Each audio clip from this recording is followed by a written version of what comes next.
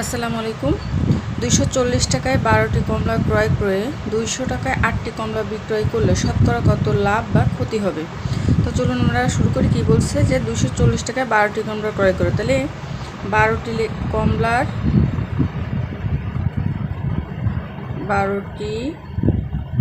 কমলার ক্রয় মূল্য কত টাকা? 240 টাকা। অতএব একটি কমলার ক্রয় মূল্য কত?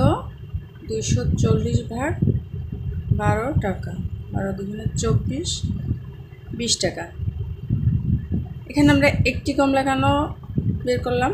কারণ এখানে সংখ্যাটা মিল নেই। দেখেন এখানে 12টি কমলা, আর এখানে ক্রয় করছে 12টি কমলা, আর বিক্রয় করছে কত? 8টি কমলা।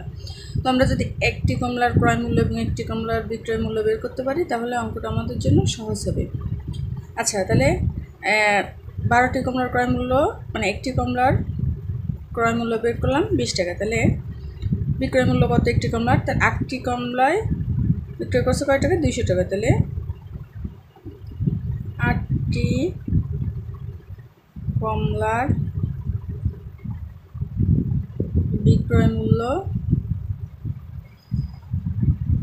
200 টাকা। অতএব একটি কমলার বিক্রয় মূল্য 200 ভাগ 8, 8 গুণে 16, 40, তাহলে কত হলো? 25 টাকা। তাহলে এখানে আমরা কি দেখতে পাচ্ছি যে ক্রয় মূল্য থেকে বিক্রয় মূল্য বেশি, তার মানে লাভ হয়েছে। অতএব লাভ সমান সমান কত?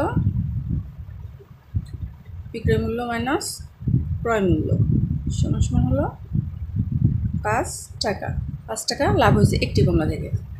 আচ্ছা, এবার তাহলে কয় টাকায় 5 টাকা লাভ হয়েছে? 20 টাকায়। আমাদের কি বলছে যে শতকরা কত লাভ বা ক্ষতি হবে? তাহলে শতকরা হিসাব করতে হবে।